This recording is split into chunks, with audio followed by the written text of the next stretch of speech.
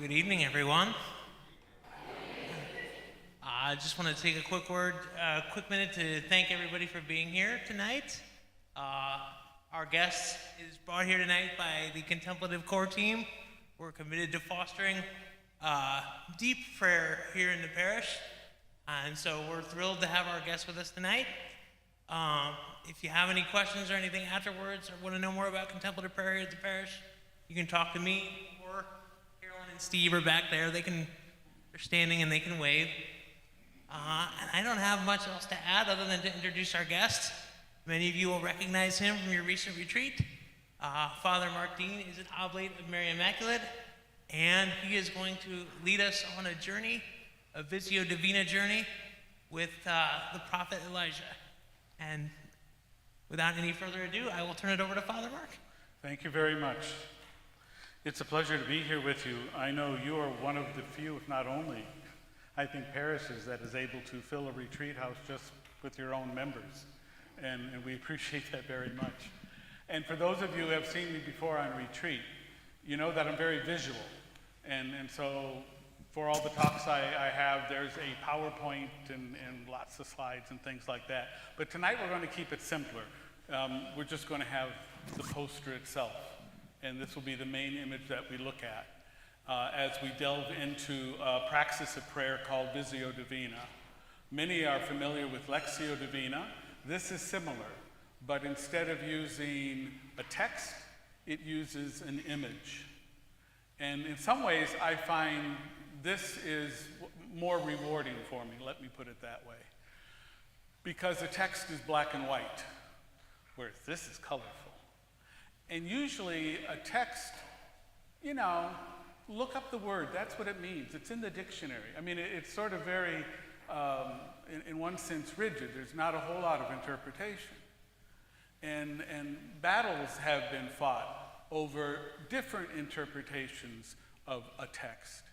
I don't know of any conflicts or battles that have been fought over the interpretation of what an image means, because the images are evocative. So a text is black and white words on a page. This is the language structure, this is the grammar, this is what these words mean. And we can develop it and allow the text to be like a springboard and suggest to us different aspects, sort of reading between the lines. And so we're not tied to the text in that way. We can be free and let the text lead us onto avenues and pathways. But on the other hand, there's only so much leeway the text can have, because again, and that's where, again, fundamentalism usually is resting upon texts, but not an image. And so, again, for me, images are much more evocative, and one of the things to be attentive to in Visio Divina is not what the words mean, but what feeling is now bubbling up. How does this strike me, not only visually or artistically, but emotively as well? And the Lord is speaking to us through that, and I'll go into that a little more with specifically this image. But to begin with, I wanted to do three things, if I can keep them in order here. One is to introduce to you a little bit about our artist. And this is an artist that I've been using for several years now in retreat work. He died some time ago, I think it was in 2015, so he's no longer producing. But his artwork, I think, is still speaks very much, at least to me it does. So I have about 30 of his posters or whatever that I use in retreat ministry itself. So I'd like to introduce you a bit to Sieger Köder, who is the artist, and then look a little bit at the technique or the praxis of Visio Divina itself through others who have also written on it, and then return to this image that we have and look at that a little more fully. So the artist, his name is Sieger Köder. He was a German priest, fought in World War II and was captured by the French. So his experience was being a prisoner of war also. And for much of the war, he was held in France, but after the war was over, he was released. He returned back home. He began to study art, went to school and started that. But then he also went back to school a little later on to study theology so that he could be ordained a priest, which he was. And I think he served as in active ordained ministry for about 25 years. Most of that, I believe, was as a pastor. And during that time, he also did a lot of his paintings and his artwork. Let me share with you a bit that was written about him in his obituary. The German priest painter Sieger Köder has died in Erlangen, Germany, on the 9th of February 2015, shortly after his 90th birthday. Born in Wasserlafingen in Swabia, Köder was a prisoner of war during World War II and also participated in the Catholic New Deutschland movement. He trained as a silversmith and painter and worked for some years as a secondary school art teacher. At the age of 41, he went to study theology in Tübingen and was ordained a priest in 1971. He combined his vocation as a parish priest with his work as an artist, producing numerous paintings, altarpieces, stained glass windows for churches within and outside of Germany. He continued painting long into his retirement, decorating the St. James Pilgrim House in Hohenberg with a series of remarkable external murals and setting up 11 stations on the Franconia-Swabian Camino route to Santiago de Compostela. It mentions here, Köder's work shows the artistic influence of Chagall and is distinctive for its strong colors and robust, chunky figures. They express a distinctively earthy theological and spiritual interpretation of biblical and abstract themes and a warm, inclusive ecclesiology, very much in line with that of Pope Francis. Most famously, well, let's skip some of that here, but I will mention in his paintings, he had, I think, some real theological insights that informed his art. And one of them is, we do not see the face of Christ direct. Those days are gone, ever since the ascension. You know, he's out of here. But we see the face of Christ reflected in the world around us.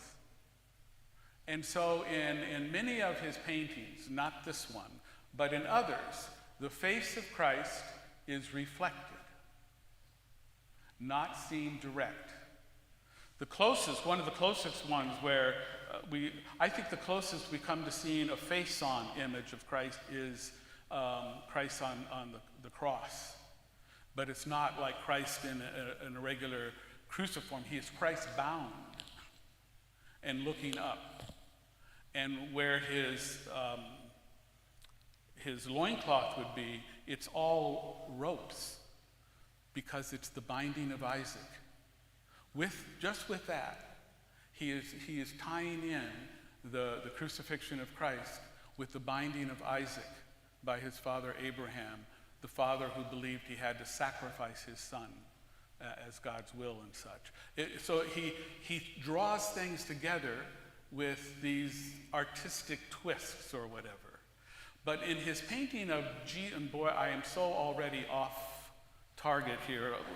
I'm not sure where we're going to end up tonight, but anyway, his painting of Jesus washing the feet of Peter, and I'm sorry I don't have that here, but you can easily find these online if you type in, Sieger Köder, and that's a K with the O has the two dots or umlaut over it, but if you just put a regular O, I think it'll go through. Sieger Köder, and the information for that is on one of your handouts there.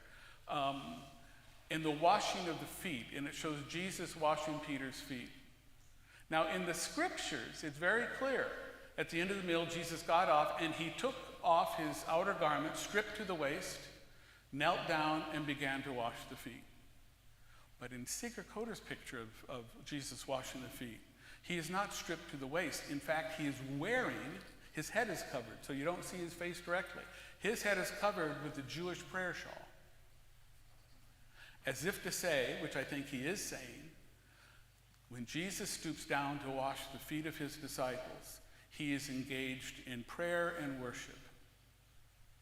I think that's a profound and true theological statement that he is making just by putting in what is not in the scriptures. And believe me, I believe Sieger Köder studied and knew the scriptures well. But he also knew that, this is a moment of where the Lord is actually in prayer to his Father and worship as he stoops to wash the feet of his disciples.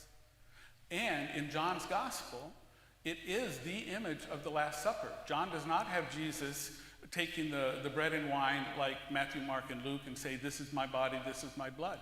He simply says, after the meal. And so for John, the washing of the feet of the disciples is sort of a theological reflection on what the Eucharist is really all about. And again, prayer and worship to God through service, humble service to others. That's amazing. So, you have Jesus kneeling down, stooped over with the prayer shawl covering his face. And he's washing Peter's feet, which is in a bowl of sort of green water. But green is the color of life in iconography. And in the water, you see the face of Jesus reflected. In other of his paintings at the Eucharist, you're behind Jesus, so you see him, and actually, you're not behind, you're in the head of Jesus. In some of his paintings, the viewpoint is not from someone on the outside looking at Jesus. It's like you're inside his head and looking through his eyeballs. And you're seeing what Jesus would have seen. So again, in a painting of the Last Supper, you have the hands of Jesus in front, just as your hands are in front, but you don't see your face. And so Jesus is holding a cup, and in the cup is some wine, and in the wine is reflected the face of Jesus. So that whole thing that we don't look directly at the face of Jesus anymore, but we do see Jesus reflected in the people, in the world, and the events around us. And so that's like an artistic element that he uses often in his paintings. Now let's see if I can remember where we were on all this. We'll pick up here. Köder's wartime experience profoundly influenced his depictions of the Passion of Christ and of human suffering and evil. And this can be seen especially in his Stations of the Cross and in his Miserere hunger cloth. And later in life, Köder's work became world famous, and he won many awards, including in 1985, the honorary title of Monsignor and the Order of Merit from Pope John Paul II. Köder was a deeply modest man, and he found those who came to see him after he retired in Ellwangen, they wanted to come and see the great artist. He found that to be a burden or a trial. In a newspaper interview, he once remarked, "People come to Ellwangen asking to see the painter. If they're that interested in the painter, then they haven't understood the painting." Köder's works have inspired countless reproductions, books of meditations, and posters, and a fully illustrated Bible. May he rest in peace, and we thank him for the gift of art that he has given us. That's a little bit of the background about this artist that we'll be looking at some of his paintings or his work and considering. And like I said, I just have found him to be very rich and helpful. But again, coming out of his experience of a German who was a prisoner of war himself, and he never forgot that. I know that he also there in the German seminary, in the refectory, he had another painting of the Last Supper, supposedly, Jesus at table. And the people at table are not dressed like the regular disciples. And one of them is wearing a Nazi prison uniform, in the stripes, the pajama stripes. And so he brings in all different kinds of people. Not like the disciples who wandered the hills of Palestine with Jesus, but people today, many of whom we may not want in our church. But he depicts them as being at table with the Lord. So you have a couple handouts. One of them is just a handout I put together on Visio Divina. And if we could just look at that a moment. And I'll sort of read through that, especially because I know that some may be seeing this on a recording or whatever and won't have this. Beth Richardson is one who has written quite a bit on Visio Divina, and which I have found helpful. And this is how she talks about Visio Divina. Visio Divina invites the viewer into divine seeing. Visio Divina. Visio Divina share roots with the ancient practice of Lectio Divina. Lectio Divina calls for a slow, careful interaction with Scripture through meditation and prayer, allowing a word or a phrase to rise in one's consciousness, a holy word to be savored and examined. You know, the monks had the practice sometimes they would gather in the morning and they would hear a passage. And this is back in a time when probably most of them couldn't read. So they would listen to the morning passage. It would be repeated over and over slowly and meditatively. And as each monk found something there that he could remember, that he could take with him into the day, he would get up and leave until everyone had taken a phrase or a word from that morning's lectionary or reading to carry with them, to ponder, to carry with them throughout that day. So similarly, Visio Divina invites one to encounter the divine through images. A prayerful consideration of and interaction with the photograph in the magazine, an icon, a piece of art, or other visual representation allows the viewer to experience the divine in a unique and powerful way. So it doesn't have to be religious art. It doesn't have to be an icon. It can be, especially, it can be something that catches your eye and you find beautiful. That can be something to also pray for. And one time I had a day reflection where the outside was the Visio Divina. People are just invited to go out and notice something simple, something small, something in nature, and sit with that.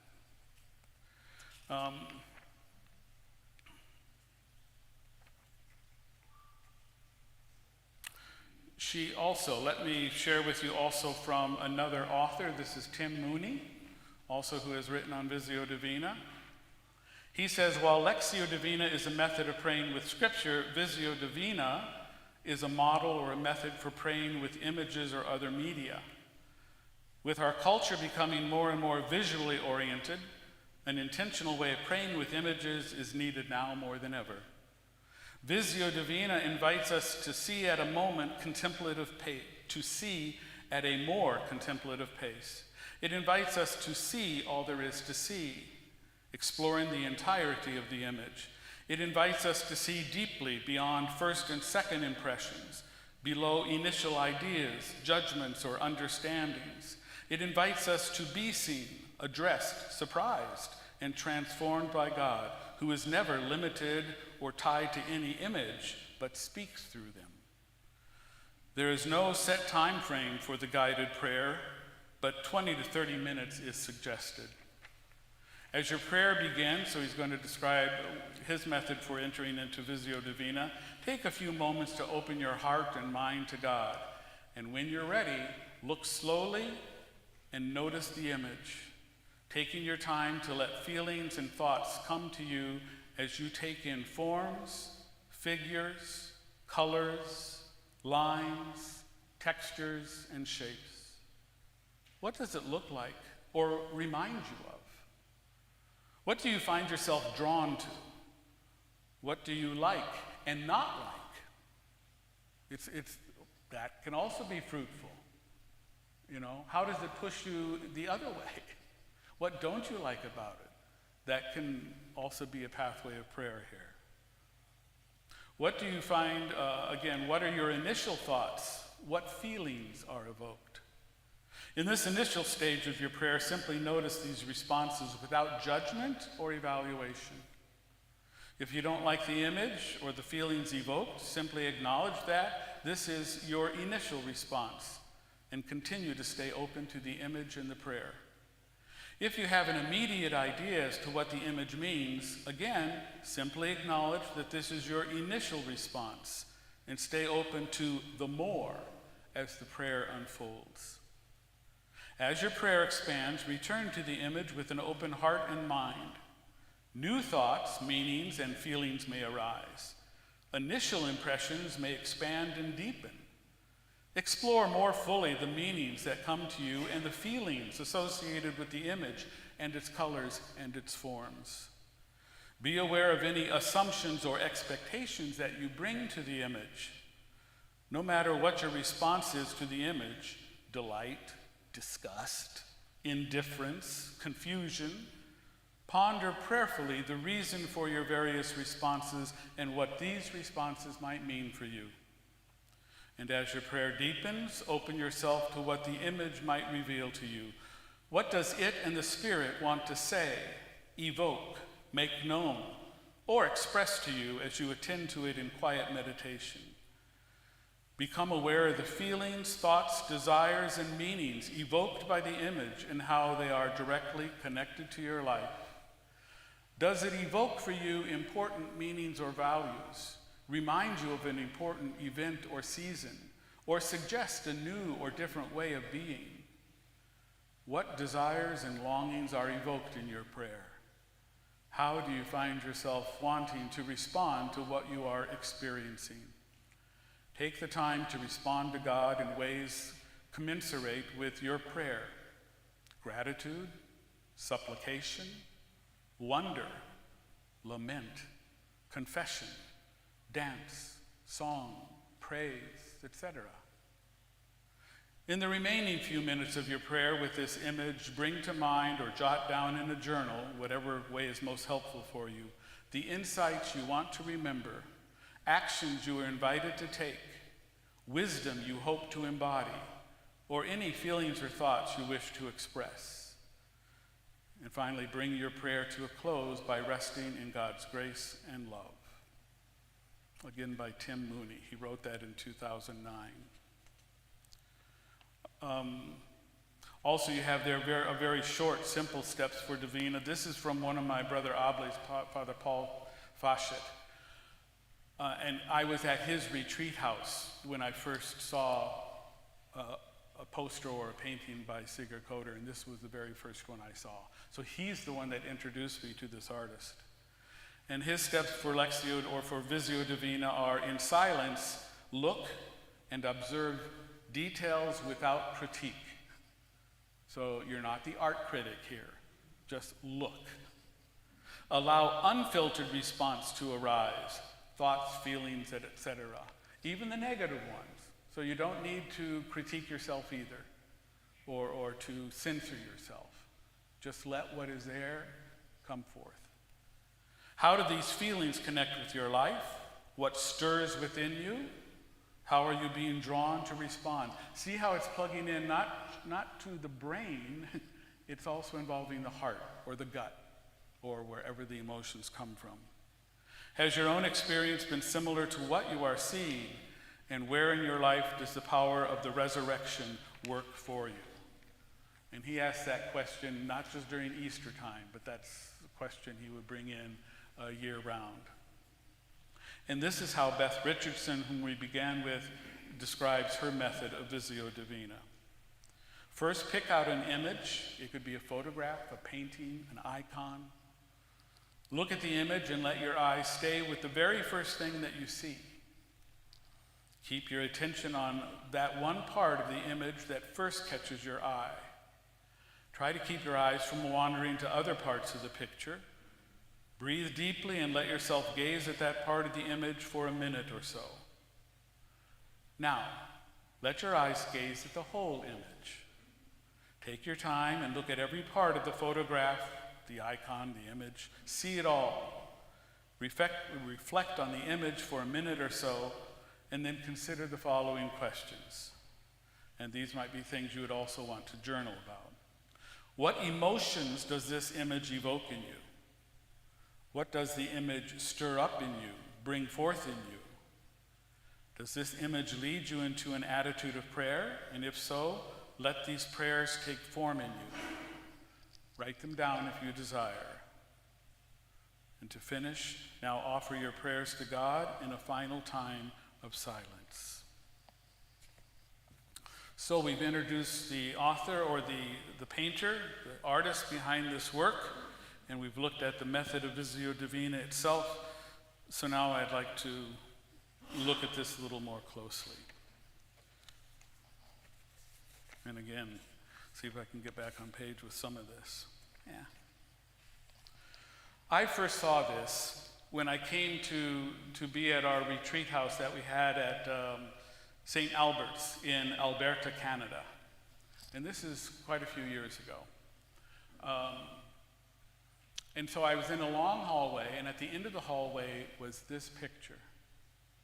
So immediately, I was intrigued by it because of the orange color. It was such a big, I mean, you know, probably from back of the church here. It was at least that far away. And I thought, what is that? It's just this big orange blob. It drew me in. I got to go find out what this is. So I got closer and closer, and I could see this. And I thought, well, what is this? I mean, you know, there's this circular shape here, and the orange blob, now I could see it was a person. And you had this sky along here. That could be lightning and fire. And then leaves. And that's when I knew what it was. Oh, this is Elijah in the cave. Now, the text about Elijah never mentions a leaf. It mentions firestorm, earthquake, ba-ba-bum. But we'll also mention, because God wasn't in the firestorm and the earthquake and such, but he was in, and there's different translations, and we'll see which one this one has as well. But then Elijah heard a slight noise, a light noise, a whisper of a noise. And in some translation, like the whispering of a breeze. Oh. When I saw the leaves, they were not swirling around like this, which is a violent wind. Rather, they seemed to be on a path that was more like this. And I thought, what a clever way to paint the slight whispering of a breeze by bringing in the leaves. So that tipped it for me. That's, this is who it is of, Elijah. And because I knew that there is a scripture text associated with this, I then decided to go check that out. And I'm not going to read the entire story, but I will lead up to it by saying this takes place at the time when Elijah is just fed up with the people. They're not being faithful to the one God. They're going off to Baal and the other false gods and that. And so he calls them together and he says, all right, this is enough.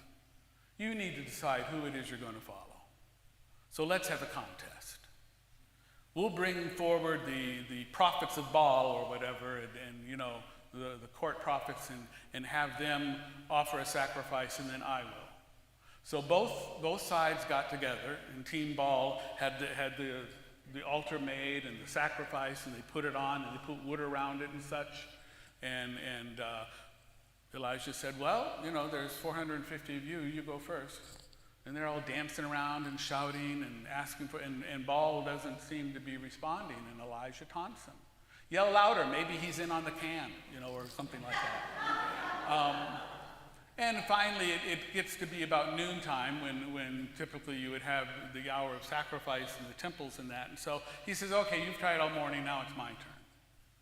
So he has the altar made up, you know, with the stones and lots of wood, and he digs a moat around it.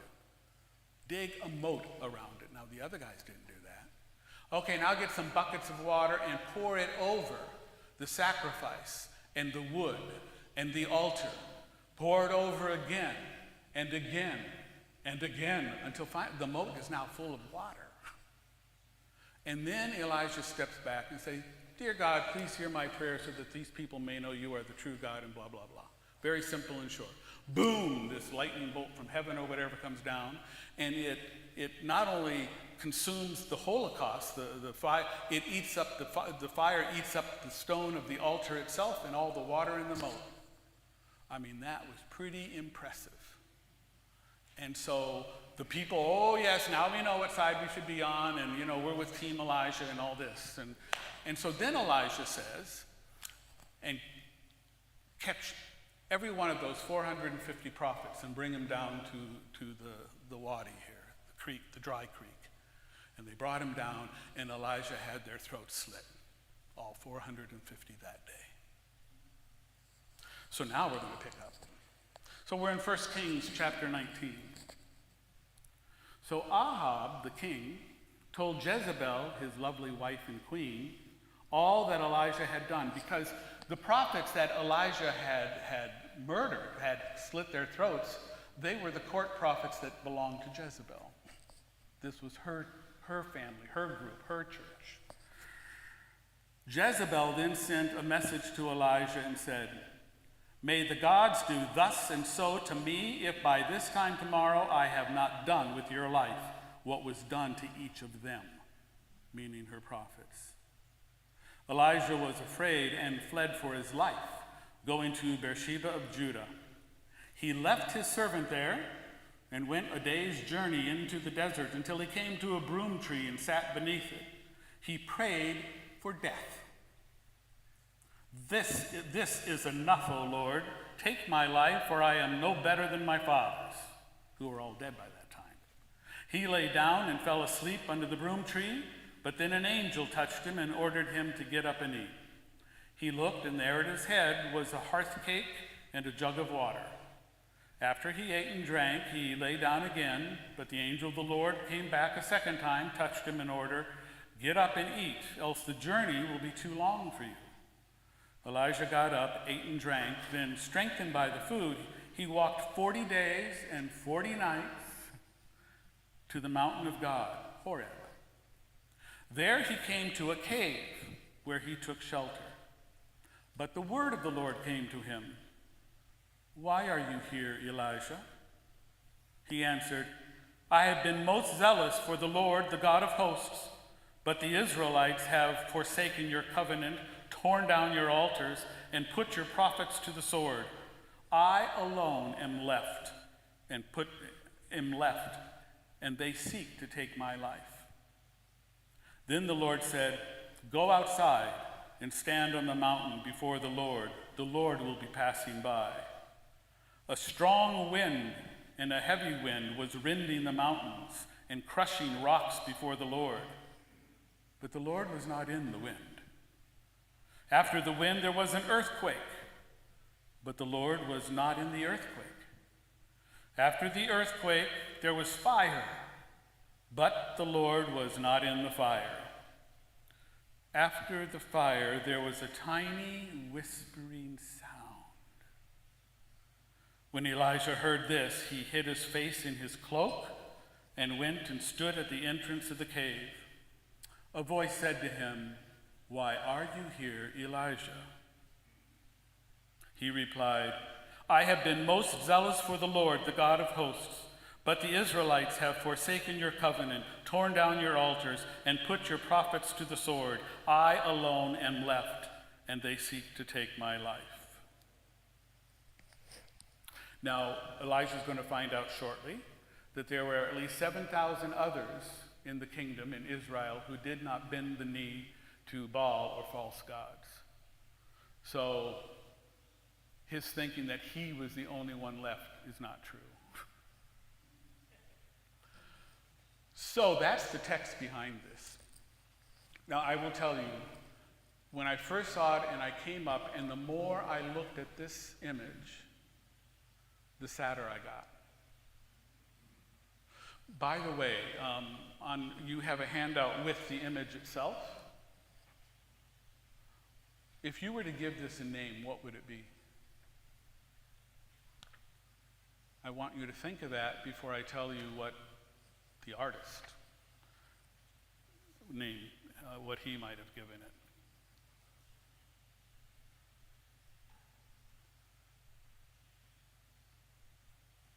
But it was just, and it was that feeling of sadness that deepened.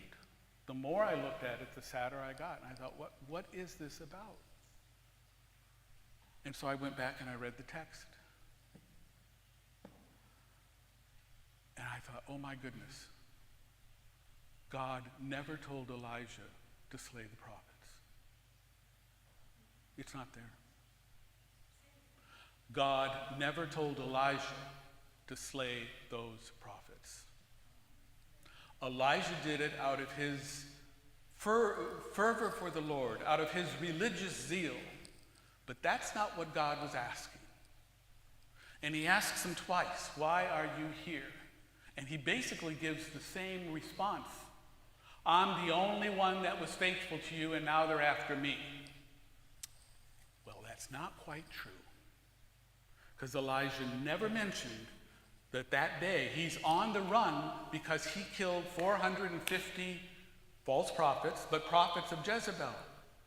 That's why he's there, but he will not acknowledge that. That's not what he says. "Oh, I got into a hot pickle because, boy, I got the queen upset when I slayed all her prophets." No. His thing is, "I am the only faithful one left, and now they're after me." But God never asked Elijah to slay but we think, well, that's wonderful. They are the false prophets. We should get rid of them, destroy. That's on us. But it doesn't say anywhere in the scriptures here that God was pleased with that, nor did he ask his prophet to kill 450 other people. That, to me, was explaining the deep sadness here, because as I continued to sit for it, so this did not happen in a day or a week, but I kept returning to it, and it just more was, I thought, oh my goodness. He's covering his face, not only because the Lord is coming by and who can look on the face, but I think he is in deep sorrow now. He's being redeemed. Elijah this is the last time he's on stage. And shortly after, he's going to depart, and he'll give his mantle to Elisha, his disciple, who will follow in the footsteps of Elijah. And it's interesting, Elijah is considered the fiery prophet. He's the one that could call down fire from heaven and such. Just as Jesus with his disciples, who were on their way to home, and they had to go through or by a Samaritan village, and they were tired, and they said, "Keep moving." They wouldn't give them hospitality. And what did the disciples? "Shall we call down fire from heaven to burn this village?" And I think Jesus said, "Yeah, you just go ahead and try, see how far that gets you. You think you can do that." But no, he had no interest in that. Just keep moving on. So Jesus does not, in the scriptures, associate himself with Elijah. The prophet that he associates himself with is Jonah. 3 nights in the belly of the whale and that. But Jonah is also, and I am in the weeds now on a different field here, but anyway, Jonah for me has more and more in recent years become a crucial prophet, even though it's just a short book, sort of a silly book. The guy who's told to go to Nineveh, and so he takes a 180-degree turn and goes to Tarshish, which is the opposite direction. Go to New York. All right, I got my ticket for San Diego. And why Jonah did not want to go to Nineveh? Because Nineveh is the capital city of his enemy. And the earth would be better off if that people weren't on it. So why would he want to go to Nineveh and preach to them, give them God's word? He knows what might happen. God forbid they might repent, and then God would forgive them and not destroy them. He doesn't want to have any part of that. Well, we know the story. God sent his little Uber whale or whatever and got Jonah back to where he wanted him. Now, the thing is, Nineveh was not a coastal city. It is a far trek from the ocean. But that's where Jonah was spit out, and he had all this time to walk to Nineveh. And I'm sure he didn't arrive in the best of moods. But he goes, 3 days, Nineveh, but he destroyed it. And sure enough, the people heard this and they repented. And just what Jonah said, he complained, I didn't want to go because I knew what you're like. I knew what you were going to do. And he didn't want to have a part of it. So Jonah is the prophet who works for the redemption of his enemy, whether he likes it or not. That's the prophet that Jesus associated himself with. Not Elijah, who called down or inspired others to call down fire on our enemies, but rather the one who ends up being the reason why the enemy was spared and saved. I'm still thinking about that. That's amazing. So we have Elijah here, and as I looked at it, I thought, oh my goodness. Now I find it interesting that in this picture, I don't know what kind of trees these were. I'm guessing pine trees, fir trees, the things that grow in mountains. So these leaves were not coming from those trees. This leaf, and we don't see the origin. It's outside the frame. Just as many of the blessings we are invited to receive and contemplate, we don't see the origin. They're coming from beyond our boundaries, but they are nonetheless there. And so you have these leaves. And in this one, he is holding a leaf in his hand. And so in my imagination, and this is how Visio Divina can work, it's a springboard, but then you start filling it in. I realized, oh my goodness, Elijah has 450 leaves to contemplate, because each leaf has the name of a widow and fatherless children. Because I don't believe the 450 prophets were celibate. Why would they be? That wasn't the praxis or common. So they had families. And now they're gone. And there are widows and fatherless children created on this day when Elijah gave in to his religious zeal. He did this all for love of God, righteous zeal. Wow. That's a lot of leaves. And so, of course, it became very sad. So it was the emotion of sorrow or sadness that kept drawing me and pulling me in. And it just developed. So for me, this became a parable on how violence is never contained just to those inflicted directly. It always has a background. And so there are families, friends, unseen. They're not in the crowd now, but their lives have been affected by the violence that was enacted on their family member. And I think of that, I also, to the extent that I'm able, help with prison ministry. And every now and then I'm able to go down to Menard Prison. It's a maximum security, and there we can have a retreat experience for some of the men there. Never a lot. And I've heard from some of the guys there, they've waited like 8 years to get into a retreat. It's not just a matter of signing up, it's the warden who determines who on the list should go. And sometimes they want people to get in quicker, hoping it'll help them. But I'm just aware of, as we sit at table and we draw posters together and have a discussion in that these guys did some horrible things. That's why they're in Menard. But that was then. They're not that today. But that isn't going to make a difference. They're going to serve their time or whatever. And part of the cost of that is the families and the friends on the outside. How their lives have been sorely afflicted or affected by what is done to this family member.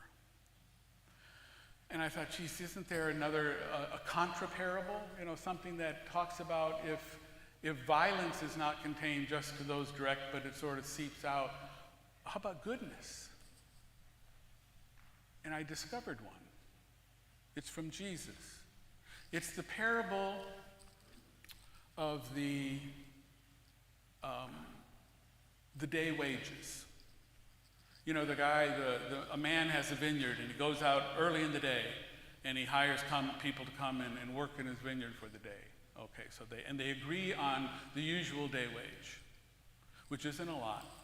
But hopefully it was a wage that it would enable you to provide a meal on your table for you and your family, a daily wage. Give us this day our daily bread. Well, then he goes out a little bit later, and he hires another crew, and they go in. Then he goes out a little bit later, hires another crew, and then he goes out at the end of the day, practically. There's only 1 hour left. And there are people still there in the market. And he goes, why have you been standing here idle all day? Bingo. They didn't just arrive. He knew that they were there all day, from the beginning. These aren't the ones that slept in late or came just a couple hours ago. Why have you been here standing idle all day? And the response is, nobody wants us. That's right. So in my mind, with this text, and it was the text I didn't have an image, I made one shift. The vineyard owner is also the mayor of the village, who has a concern that everyone in the village is provided for. Everyone in the village is able to eat. And so when families send their breadwinner to the marketplace that day to see if they can get hired, the mayor wants everyone to be given the chance to work and to earn a wage. And so I would imagine he doesn't hire everybody there, because there are other entrepreneurs and other vineyards and such. Other people need a workforce. But he keeps coming back to check. And here at the end of the day is this core group that nobody wants. They have been overlooked all day long, and they didn't give up. They're still there before they go home empty-handed. They have waited all day. And so he gives them, go and work in my vineyard and we'll work out something. So they do, and then, this is interesting, the vineyard owner and the mayor tells the boss man, okay, so pay everyone their daily wage and begin with the last group first. Wow. Because if they would have started with the first ones in, first ones out, they would have taken their day's wage and gone home and not known any better. But he wanted to make sure that they saw and understood that those who just showed up an hour ago are getting the same day's wage. Wow. And of course, the ones who were paid last got the way, and they complained. They complained. And this isn't fair. And he says, what do you mean it's not fair? Didn't we agree on a day's wage and that's what you got? Yeah, but these people who didn't work for a day, they only worked for an hour. They weren't under the brunt of the sun all day.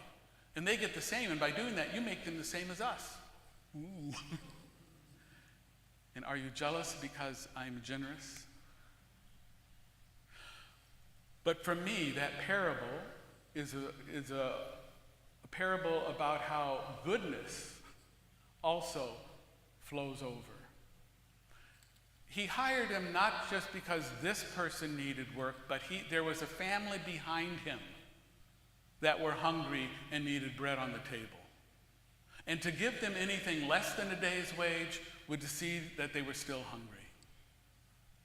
So he gives them the day wage, which, even though they didn't work for a day, that's not the point.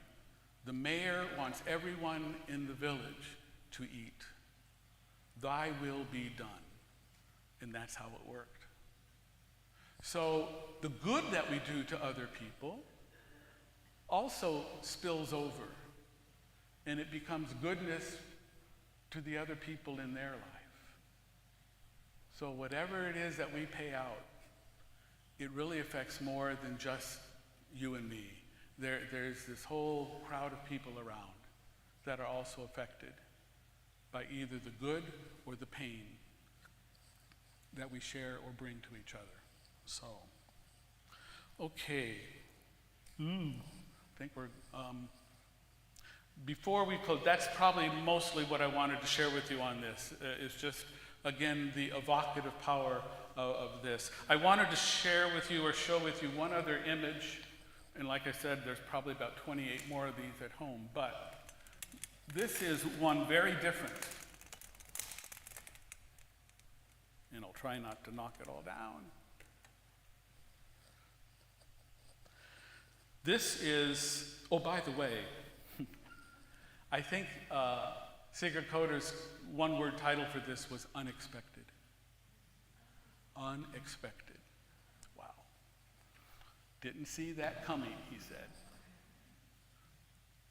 This artist is so good at sort of visual trickery or whatever. It's like, oh, I didn't see it, and now that I did see it, I can't not see it. So the text that's behind this is not the Last Supper, but the first breakfast.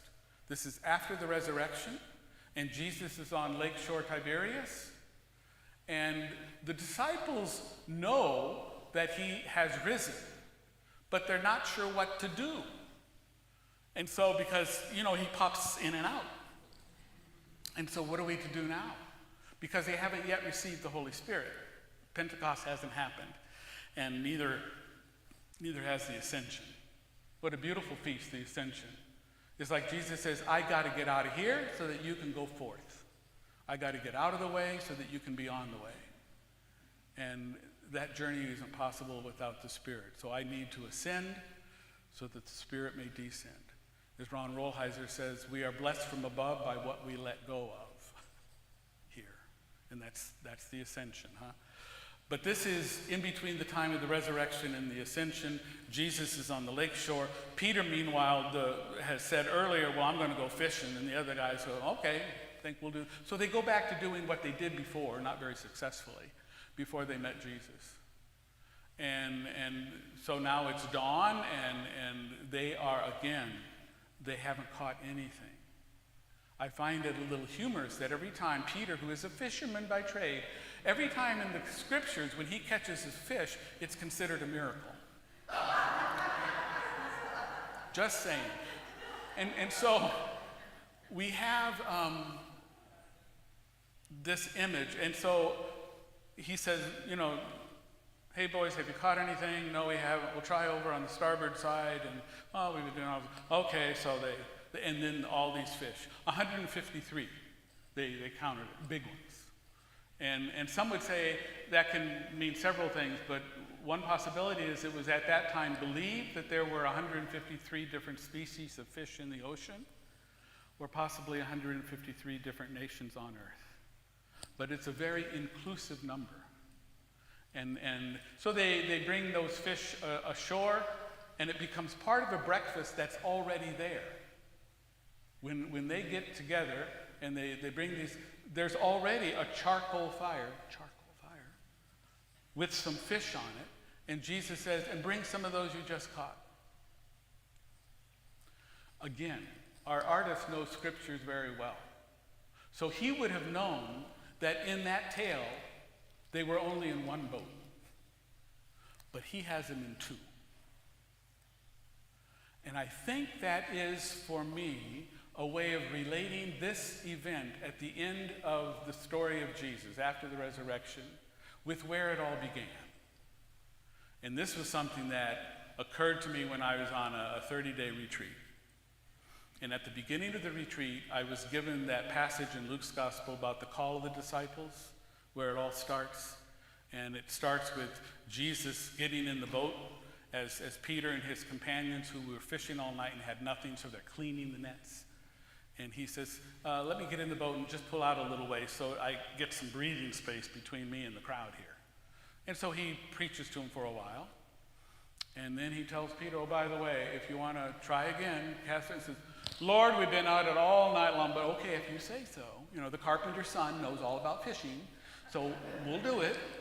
And they did, and there were so many fish, they couldn't count them, but also they were in danger of sinking.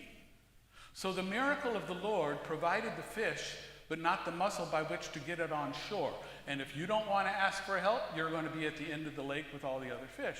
So they called over to their companions in the second boat. In Luke's gospel, where it all began, there were two boats. And they needed to help each other to haul in all this fish that the Lord was giving them. Don't try to bring in your blessings alone. It's too much. We need the community to help us. And so in that retreat, as I started the retreat, I'm with this, and again, Visio Divina, well, actually, Visio Divina, this was more of, it's Ignatian contemplation, actually, where you enter the scene very visually. And so I entered the scene, and I'm not one of the disciples, I am me, but I'm with them.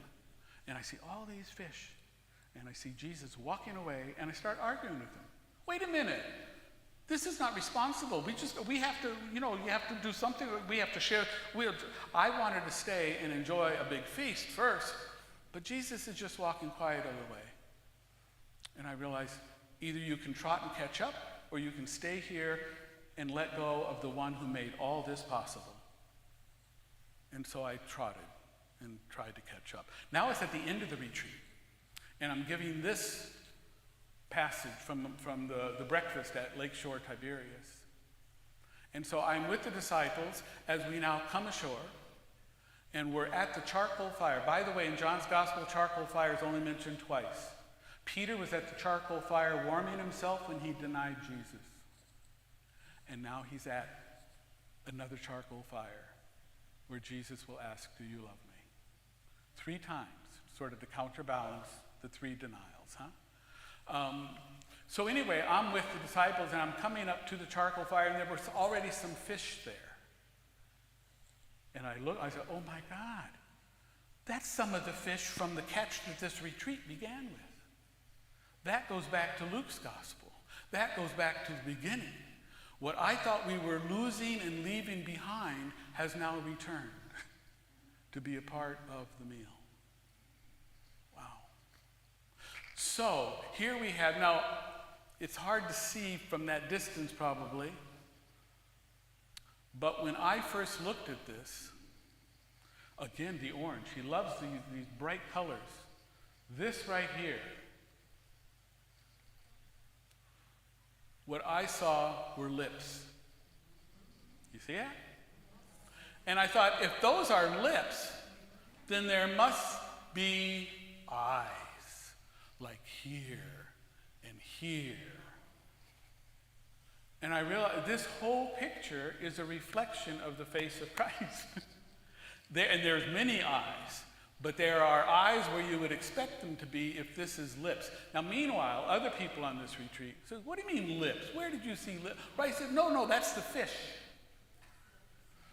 The lower lip is a fish on the grill. It's both. I mean, he is very good at sort of sneaking in little things that you can see it one way and then suddenly it's something else. So this is both fish in a fire and also lips. And Peter, with the purple penitential color, but it's also in iconography. Red is the color of divine love, it's the color of divinity, and blue is humanity. And so in the icons of like Christ, Pantocrator, sitting on the throne or whatever, the garment closest to his body is red, and then the garment that he's cloaked with is the color of humanity. Whereas in Mary, the same colors are used, but in the opposite order. The garment closest to her body is the blue of humanity, and then the shawl or the cloak over her is red. And when you combine those two colors together, the red and the blue, you get the purple. And so you can make of that what you want or nothing. That's just how these things can play or work. And it's, as I said, also penitential. He seems to be, again, holding up his hand, and is that blood is this previewing how he also will suffer and die for the Lord. He's the one that famously asked to be crucified upside down because he didn't deserve to die as his Lord did. So supposedly Peter was crucified upside down. We have the bread here, and the beard of Christ is also the wheat of the field from which the bread comes. And again, you have the companions in the 2 boats coming together.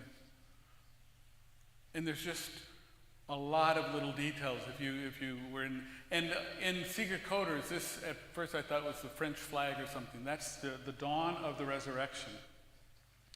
And the farther it gets out time-ways from the resurrection, the brighter this skyscape becomes.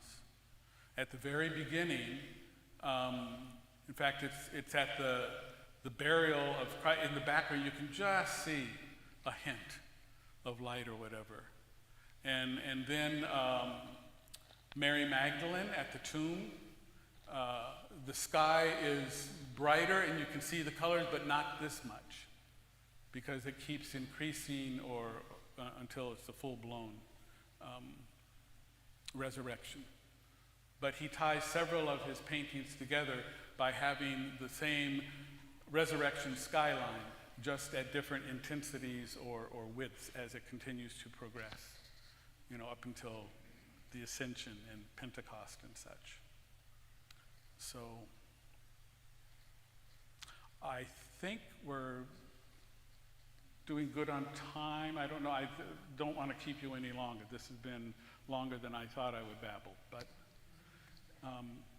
if anyone had any comments or burning questions, and otherwise we will say, thank you, Jesus, and send you home. Okay, is that good? Thank you. And again, his Sieger Köder's artwork is fairly easy to find on the internet. And I believe I've ordered all my materials of his from London. Somehow, and I don't know the story behind it, but the Pauline sisters in London have the copyright to his artwork itself. I don't know if he had a blood sister who was a member of that community or what. And it's very reasonably priced, at least it was several years ago. And so there's information on that one handout about, you have his name, Sieger Köder, and Pauline Books and Media, and there is the website that they have, paulineuk.org. It's been a while since, because I think I've sort of bought most of what they have available, so I haven't been looking lately. But anyway, but thank you for the invitation to come and share with you about Visio Divina and specifically this artist. Okay, yeah.